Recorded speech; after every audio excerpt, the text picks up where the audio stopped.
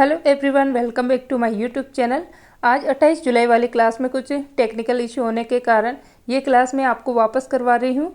तो चलिए शुरू करते हैं आज की अपने इम्पोर्टेंट क्लास बिना टाइम वेस्ट किए। तो क्वेश्चन नंबर फर्स्ट है, स्पेस एक्स कंपनी द्वारा लॉन्च होने वाला दुनिया का सबसे बड़ा निजी संचार उपग्रह कौन सा है? तो यह है जुपिटर 3।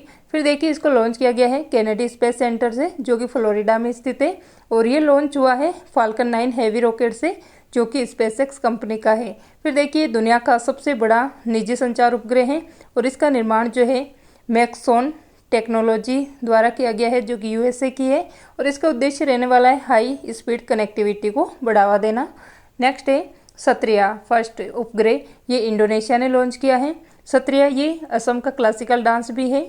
लैलन टॉप में देखिए चंद्रयान 3, ये हाल ही में 14 जुलाई 2023 को लॉन्च किया गया है LVM-3 M4 रॉकेट के द्वारा, और इस रॉकेट को बाहुबली रॉकेट भी कहा जाता है।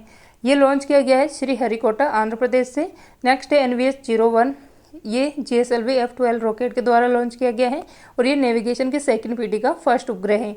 PSLV C-55 इसके द्वारा सिंगापुर के उपग्रह को लॉन्च किया गया है, और PSLV C-54 के द्वारा भूटान के उपग्रह को लॉन्च किया गया है।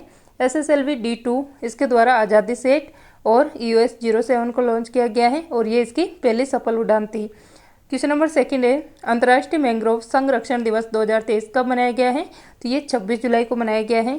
फिर देखिए, जो अंतर्राष्ट्रीय मैंग्रोव वनस्पति संरक्षण दिवस है, ये 26 जुलाई को मनाया गया है, और इसकी शुरुआत हुई थी 2015 में। जो इंडियन फॉरेस्ट सर्वे रिपोर्ट है 2021 की, जो कि बेलारूस से निकाली जाती है, और ये रिपोर्ट द्विवार्षिक होती है, 2 वर्ष में एक बार आती है। तो इसके अनुसार मैंग्रोव वनस्पति सर्वाधिक भारत में पश्चिम बंगाल में है। कारण क्या है? सुंदरवन डेल्टा स्थित होने के कारण, और सेकंड पर गुजरात है। फिर देखिए, कारगिल दिवस ये 26 जुलाई को मनाया जाता है। मैंग्रोव वनस्पति ये लवणता युक्त जल में पाई जाती है, और इसे हेलोफाइट कहा जाता है। तटीय क्षेत्र पर ये मुख्य रूप से उपस्थित होती है। फिर देखिए, न्यू मेटाफोर्स जो है, मतलब इसको न्यू मेटाफोर्स के नाम से भी जानते हैं, क्योंकि इसकी जड़ जो है पानी के बाहर रहती है। फिर देखिए, जो कार्बन सिंक है, इसकी तरह ये कार्य करती है, और सुनामी की लहरों की स्पीड को भी ये कम करती है। फिर देखिए, लैलन टॉप में अमृत धरोहर, जो भारत की रामसर साइट से इनको अमृत धरोहर कहा जाता है, जो 75 है टोटल। दलदली या जो वेटलैंड्स होती है उन्हें 75 है, मतलब भारत में भी।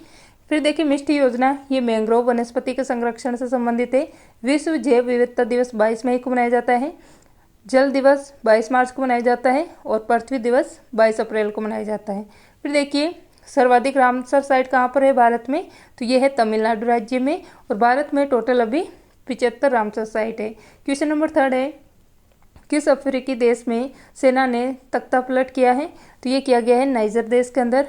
यहाँ पर सेना ने तख्ता पलट कर दिया है और सत्ता को अपने हाथ में ले लिया है, और यहाँ के राष्ट्रपति थे मोहम्मद बेजोस, और इनको अपने पद से हटा दिया गया है। फिर देखिए, 2021 में यहाँ पर नाइजर के अंदर पहली बार लोकतांत्रिक सत्ता पर हस्ताक्षर हुए थे। लैलन टॉप में देखिए, कालाहारी मरुस्थल, ये अफ्रीका महाद्वीप के बोत्सवाना देश में स्थित है, और यहीं पर बुशमैन जनजाति पाई जाती है। नील नदी का वरदान, ये मिस्र या इजिप्ट को कहा जाता है। साहेल प्रदेश, तो साहेल प्रदेश ये अफ्रीका महाद्वीप में जो सारा मरुस्थल स्थित है, इसका दक्षिण विस्तार जो हो रहा है, इसे साहेल प्रदेश कहा जाता है। स्वेज नहर, ये भूमध्य सागर को लाल सागर से जोड़ती है। क्वेश्चन नंबर 4 है, अंतर्राष्ट्रीय प्रदर्शनी सह सम्मेलन केंद्र IECC परिसर भारत मंडपम का उद्घाटन कहाँ पर किया गया है? तो इसका उद्घाटन हुआ है नई दिल्ली के अंदर। तो देखिए, जो अंतर्राष्ट्रीय प्रदर्शनी सह सम्मेलन ICC है, इसका उद्घाटन PM नरेंद्र मोदी के द्वारा किया गया है प्रगति मैदान नई दिल्ली के अंदर, और इसका नाम क्या है? तो भारत मंडपम। फिर देखिए, मोदी जी ने यहाँ पर 2-3 बात कही। मतलब पहली बात तो ये है कि बड़े सपने देखो, बड़े सोचो, बड़े सपने देखो, बड़ा सोचो और बड़ा करो। दूसरी बात ये कही कि दुनिया का सबसे बड़ा संग्रहालय जो है हमारे भारत में बनेगा, और इसका नाम भी रख दिया गया है युगे युगीन भारत, और ये दिल्ली के नॉर्थ ब्लॉक में इसको निर्माण किया जाएगा। इसका G20 की जो होस्ट कंट्री है इस बार भारत, तो इनकी जो G20 के देश है, इनकी जो सितंबर मंथ के अंदर बैठक होने वाली है, ये भारत मंडपम के अंदर ही होने वाली है। और इसकी क्षमता कितनी है? तो इसके अंदर टोटल 7000 लोग बैठ सकते हैं, और इसका आकार शंख के समान है। फिर देखिए लल्लन टॉप में तो स्टैचू ऑफ प्रॉस्पेरिटी ये केम्कोडा एयरपोर्ट बेंगलुरु में स्थापित की गई है। सेंट्रल विस्टा प्रोजेक्ट इसके द्वारा नए संसद भवन का निर्माण किया गया है। वास्तुकार है विमल पटेल, टाटा कंपनी के द्वारा निर्माण हुआ है। 28 मई को वीर सावरकर जयंती पर इसका उद्घाटन किया गया है पीएम नरेंद्र मोदी द्वारा। लोकसभा सीटों की संख्या 888 है, राज्यसभा सीटों की संख्या 384 है और इसमें 5 फुट का संगोल स्थापित किया गया है जिसके शीर्ष पर नंदी की प्रतिमा है और ये प्रतिमा जो है न्याय का प्रतीक है। स्टैच्यू ऑफ इक्वेलिटी ये हैदराबाद में स्थित है, संत रामानुजाचार्य की ये प्रतिमा है।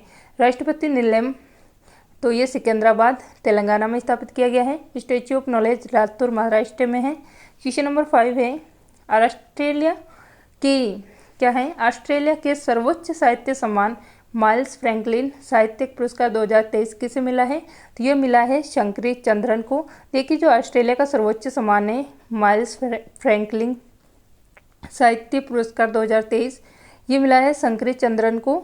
इसके बाद देखिए लल्लन टॉप में हिंदी भाषा में साहित्य अकादमी पुरस्कार ये बद्री नारायण को मिला है तुमड़ी के शब्द के लिए।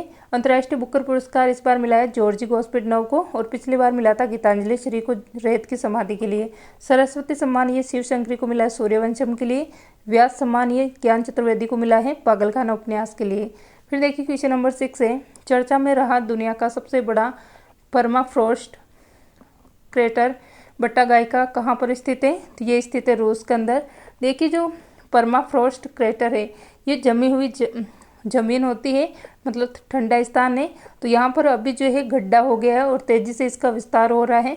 लगभग ये 1 किलोमीटर के अंदर इसका फैलाव हो चुका है और ये रूस के साइबेरिया नामक के स्थान पर बट्टागायका क्रेटर बना है।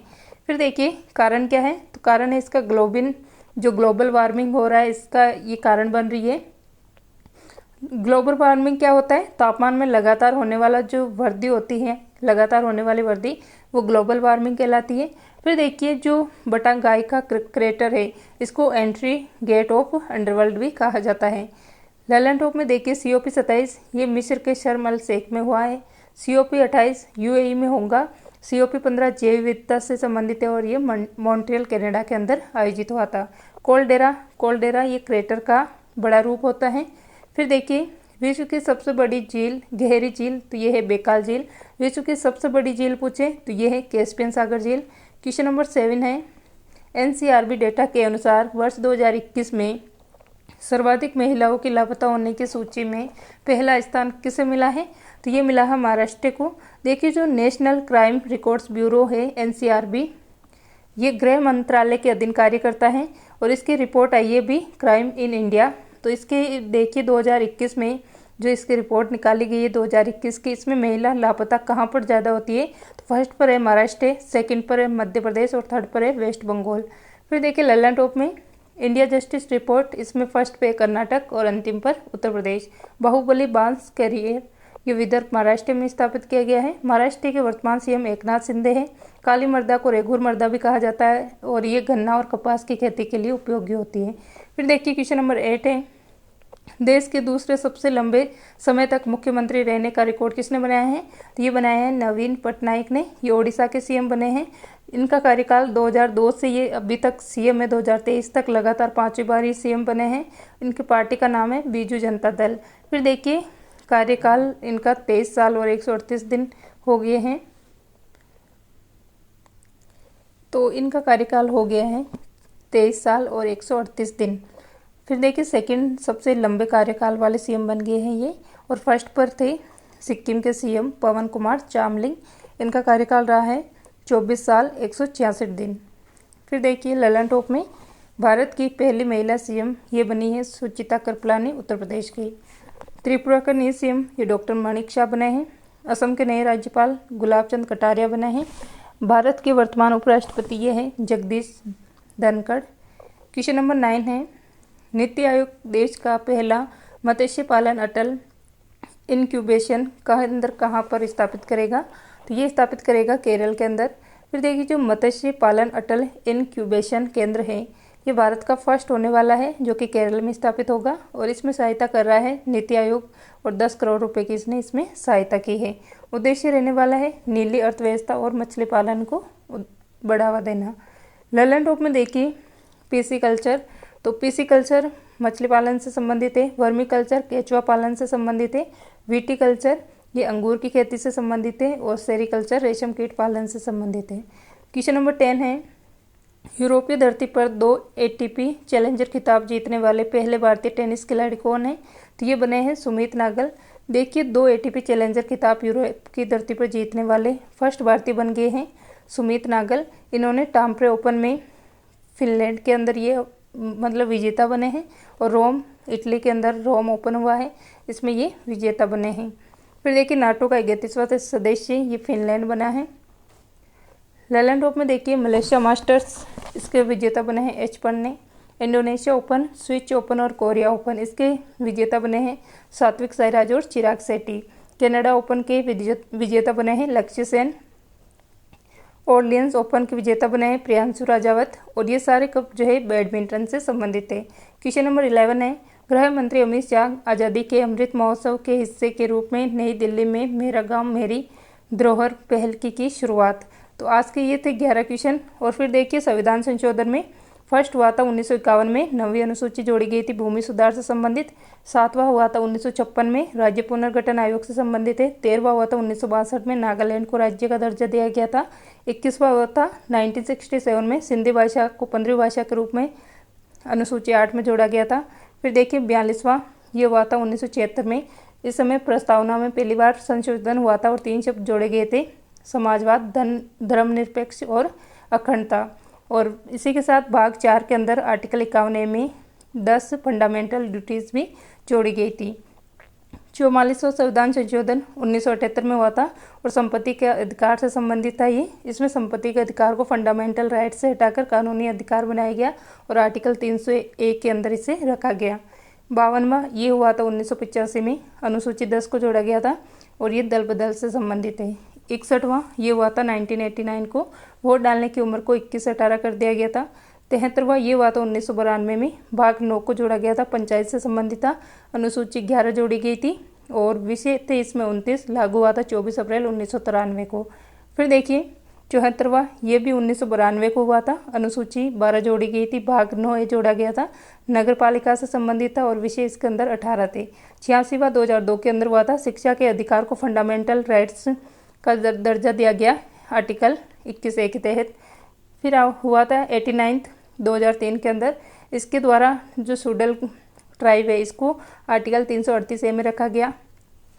71वां इसके द्वारा नेपाली, मणिपुरी और कोंकणी भाषा को जोड़ा गया था। 92वां ये हुआ था 2003 के अंदर, इसके द्वारा बोडो, डोंगरी, संताली और मैथिली को जो है संविधान में जोड़ा गया था और ये मिलाकर टोटल अभी वर्तमान में संविधान में 22 भाषाएं हैं अनुसूची 8 के अंदर। 97 ये हुआ था 2011 के अंदर, सहकारी समिति का गठन हुआ था और भाग 9 भी जोड़ा गया था। फिर देखिए 100 ये हुआ था 2015 में, भारत बांग्लादेश से संबंधित है 3 बिगर कॉरिडोर से। 101वां इसके द्वारा GST जो है ये लागू की गई थी 1 जुलाई 2017 को। 102वां 2018 में हुआ था, OBC आयोग की स्थापना की गई। 103वां 2019 में हुआ, AWS आरक्षण से संबंधित है। 104वां 2019 में हुआ, ST/SC आरक्षण को 10 वर्ष बढ़ाया गया और एंग्लो इंडियन का जो है कोटा समाप्त कर दिया गया। 105वां ये नवीनतम है 2021 के अंदर हुआ है। तो ये थे आज की अपनी क्लास। आई होप आपको ये क्लास पसंद आएगी, क्योंकि पिछली क्लास में कुछ प्रॉब्लम होने के कारण वो सही से नहीं चल पा रही है। तो इस क्लास को आप ज़्यादा से ज़्यादा शेयर कर दीजिएगा, लाइक कर दीजिएगा और कमेंट करके बताना आपको ये क्लास कैसी लगी है। और चैनल पे अभी नए हो तो चैनल को सब्सक्राइब करके बेल आइकन को प्रेस कर लीजिएगा। मिलते हैं नेक्स्ट क्लास में। क्लास देखने के लिए थैंक यू।